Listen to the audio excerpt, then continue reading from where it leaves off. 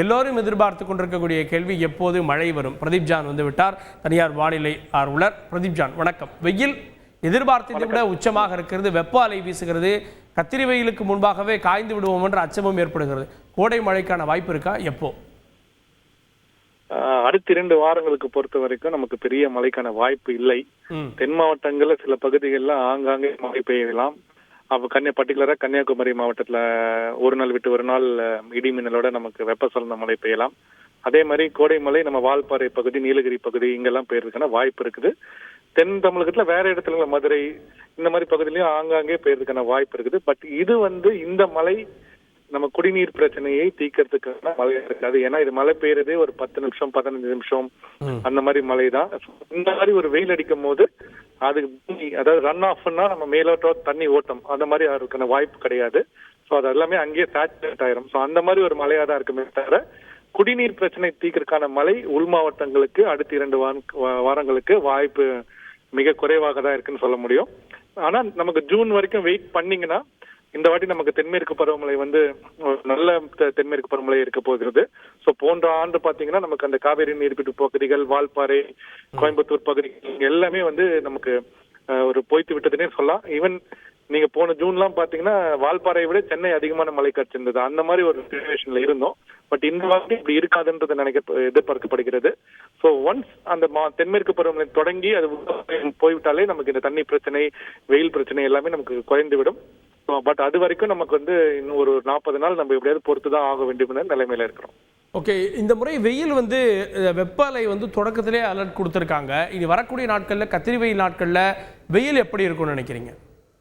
இல்ல, கத்திரி வெயில் நாட்கள்ல தான் நமக்கு வெப்ப அலை இருக்கணும்னு அவசியம் கிடையாது. ஸோ அந்த பீரியடை எதுக்கு கொடுத்துருக்காங்கன்னா, நமக்கு இப்போ ஏப்ரல்ல இருக்கோம். ஏப்ரல்ல ஒரு அது ஒரு கிழக்குல இருந்து நம்ம காற்று வடகிழக்கு மூலையில இருந்து நம்ம அப்படியே மாறி வரும். ஸோ ஏப்ரல் வரைக்குமே கிழக்கு காற்று வீசி கொண்டிருக்கும். அந்த ஏப்ரல்ல மாற்றம் கொஞ்சம் கொஞ்சமா ஆரம்பிக்கும். மே மாசம் வரும்போது நமக்கு தரைக்காற்று மேற்கு திசையாக மாறிவிடும். ஸோ அப்படிதான் நம்ம மே எண்டு போகும்போது கம்ப்ளீட்டா தென்மேற்கு திசையில காற்று வீசக்கூடும். நம்ம பருவமழை தொடங்கி விட்டதுன்னு எதிர்பார்க்கலாம். ஸோ இப்போ நம்ம பார்க்கும்போது நமக்கு அந்த இன்னும் தரைக்காற்று நமக்கு நிலப்பகுதியிலிருந்து வரவில்லை. ஸோ அப்படி வரும்போது இன்னும் வெப்பம் அதிகரிக்கான வாய்ப்பு இருக்கிறது. ஸோ அப்ப இந்த கொங்கு பகுதிகளில் கொஞ்சம் வெப்பம் குறைந்து விடும். நம்ம மாதிரி இருக்கிற இடத்துல இன்னும் கொஞ்சம் அதிகரித்து விடும். ஸோ அப்ப நம்ம பார்க்கும்போது இப்ப உள் மாவட்டங்கள் ஈரோடு, திருப்பூர், கோயம்புத்தூர் கூட நேற்று 40 டிகிரி நம்ம பதிவானதை பார்த்தோம். ஸோ அங்கெல்லாம் கோயம்புத்தூர்ல எல்லாம் நமக்கு மேற்கு திசை காற்று தொடங்கின உடனே அது நம்ம மே முதல் வாரத்திலே நம்ம எதிர்பார்க்கிறோம். ஸோ அந்த டைம்ல வட உள் பகுதிகள், நம்ம கடலோர மாவட்டங்கள் இதெல்லாம் நமக்கு வெப்பம் அதிகரித்து விடும். ஸோ மேற்கு திசையில அந்த கொங்கு பகுதியில கொஞ்சம் வெப்பம் குறைந்து விடும். கம்ப்ளீட்டா குறைஞ்சு விடும் சொல்ல முடியாது. ஸோ குறைந்து விடும். மே அடுத்த 2 வாரத்துக்கு பார்க்கும்போது வெப்பம் அதிகரிக்கும் தான் நம்ம எதிர்பார்க்கவே தவிர குறைந்துக்கிறதுக்கு வாய்ப்பு கிடையாது. So May 2nd or 3rd வீக்ல தான் மழைக்கான வாய்ப்பு இருக்கு அப்படின்றீங்க?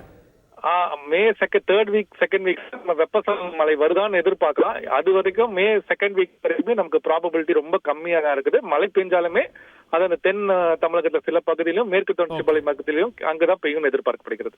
ஓகே, இப்போதான் சென்னை பெருவெள்ளத்தை சந்தித்தது. சென்னையில பெருமளவு தண்ணீர் வந்தது.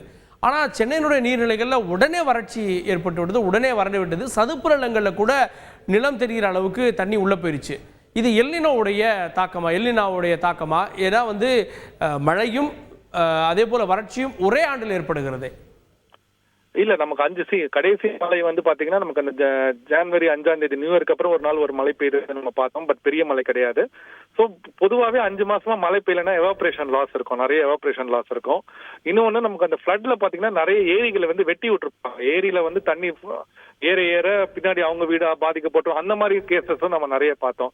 மற்றபடி நமக்கு குடிநீருக்கு பொறுத்த வரைக்கும், சென்னையை பொறுத்த வரைக்கும் எந்த ஒரு பிரச்சனையும் இருக்கும் மாதிரி நமக்கு தெரியல. ஏன்னா இருக்கிற ஏரிங்கெல்லாம் சஃபிஷியன்டான ஸ்டோரேஜ் இருக்குதான். சென்னை உள்ள மற்றும் சுற்றி உள்ள பகுதிகளில் தண்ணி பிரச்சனைக்கு மிக மிக வாய்ப்பு கம்மி தான் நம்ம எதிர்பார்க்கிறது. ஏன்னா அப்படி நம்ம ஜூனுக்கு போய் நம்ம இது பண்றது, நம்ம கிருஷ்ணா வாட்டரோட அந்த கோட்டாவும் நம்ம கிட்ட இருக்குது. ஸோ அதை நம்ம ஃபுல்லாவே யூஸ் பண்ணல.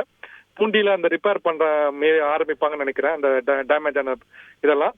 ஸோ அதனால கொஞ்சம் வாட்டரை வந்து டைவர்ட் பண்ணி நமக்கு ரெட் ஹில்ஸ்க்கும் செம்பரம்பாக்கத்துக்கும் பண்ணியிருக்காங்க.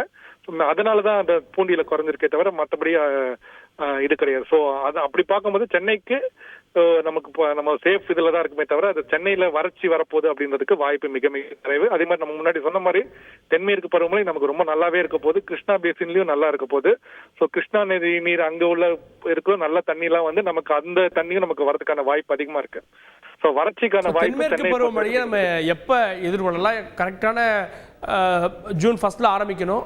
ஜூன் 1 கேரளாவில் தென்மேற்கு பருவமழை எதிர்பார்க்கலாமா? இல்ல டேட் வந்து முக்கியம் இல்லை. இப்ப போன வருஷம் பாத்தீங்கன்னா நமக்கு மே 28 அந்த சென்னை அன்ல ஆரம்பிச்சுன்னு சொல்லிட்டாங்க. But week onset.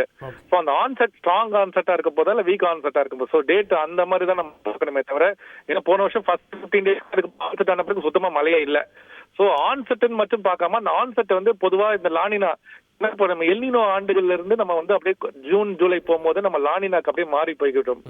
அது நியூட்ரல் ஆகி ஆகஸ்ட் செப்டம்பர்லாம் நம்ம ஃபுல் ஃபிளெஜ்டு நம்ம லானினாவுக்கே போயிட போறோம். ஸோ அப்படின்னும் போது எப்பயுமே அந்த எல்னினோல இருந்து அந்த டிரான்சிஷன் லானினாக்கு வந்து கொஞ்சம் ஃபாஸ்டாவே நமக்கு ஆகும். ஸோ அந்த மாதிரி ஆண்டுகள்ல தென்மேற்கு பருவமழை நல்லாவே இருந்திருக்குது. பொதுவா எல்னினோ ஆண்டுல இருந்து அடுத்த ஆண்டு போறது வந்து ஃபார் எக்ஸாம்பிள் 97 எடுத்துக்கோங்க, 1998 எடுத்தீங்கன்னா ஒரு 97 ஒரு ஸ்ட்ராங் எல்னினோ வருது. 98ல பாத்தீங்கன்னா அப்படியே அந்த டிபிக்கலா ரொம்ப ஒரு நல்ல மான்சூனா நமக்கு இருந்தது. ஸோ எல்னினோல இருந்து நம்ம அடுத்த ஆண்டு போகும்போது அது லானினாவாக மாறிவிட்டால் அது ரொம்பவே நல்லாவே மான்சூனா தென்மேற்கு பருவமழைக்கு ரொம்ப சாதகமாகவே இருந்ததுன்னு பார்க்கணும். அப்படி பார்க்கும்போது நமக்கு அந்த ஆன்செட்லாம் ஆல்மோஸ்ட் ரொம்ப முன்ன பின்ன இருந்தா கூட நமக்கு ஜூன் ஸ்ட்ராங் ஆன்செட் எதிர்பார்க்கப்படுகிறது. ஸ்ட்ராங்கா ஒரு ஆன்செட் வந்துட்டாலே நமக்கு போதும். ஸோ சில டைம்ஸ் நம்ம பாத்தீங்கன்னா ஜூன் 1 முதல் வாரத்துல இருந்து அந்த கனமழை வந்து மேற்கு தொடர்ச்சி பகுதியில் நமக்கு தொடர்ந்துரும். ஏன்னா அந்த தென்மேற்கு பருவமழை தொடங்கும் போது ஒரு ஆன்செட் வாட்டர்ஸ் சொல்லுவாங்க, ஒரு காற்றழுத்த பகுதி மாதிரி ஒரு வார்டெக்ஸ் ஃபார்ம் ஆகும். அதுல பெரும் மழையெல்லாம் நம்ம ஸ்டார்டிங் ஸ்டேஜ்ல வரதெல்லாம் இருக்கும். அந்த மாதிரி ஒரு வார்டெக்ஸ் புயலாக மாறாமல் அங்கிருந்து பக்கத்துல இருந்து நல்ல மழை கிடைக்கிறதுக்கு வாய்ப்பு இருக்கு. ஓகே, ஆறுதலான செய்திகளை சொல்லியிருக்கீங்க. இந்த லானினாவுடைய தொடக்கமே நல்ல ஒரு மழையை கொடுக்கும் அப்படின்றீங்க. வெயில் அதன் பிறகு ஒரு மழைக்கான நல்ல மழைக்கான வாய்ப்புகளை பிரகாசப்படுத்தியிருக்கீங்க. இணைந்ததற்கு நன்றி. தற்போது நாம் பார்க்கக்கூடிய இந்த வெயிலானது முடிந்த அளவுக்கு வந்து குடிநீர் தட்டுப்பாட்டை இல்லாத அளவுக்கு எதிர்கொள்வதற்கு தமிழகம் தயாராக இருக்கிறது. ஆனால் வெயில் இன்னும் உச்சந்தோடும். அடுத்த 2 வாரம், அதன் பிறகு கோடை மழை 3வது வாரத்தில் லேசாக இருக்கும். ஆனால் ஜூன் மாதம் வரக்கூடிய மழையானது தமிழ்நாட்டுக்கு நிறைய தண்ணி கிடைக்கல அப்படின்னா கூட ஜூன் மாதம் வரக்கூடிய மழையானது கர்நாடகா மூலமாகவும் கேரளாவில் மேற்கு தொடர்ச்சி மலை இருக்கக்கூடிய இடங்கள் மூலமாக நமக்கு மழையும் தண்ணீரும் கிடைக்கும் அப்படின்ற விஷயங்களை வந்து தெளிவுபடுத்தியிருக்காங்க.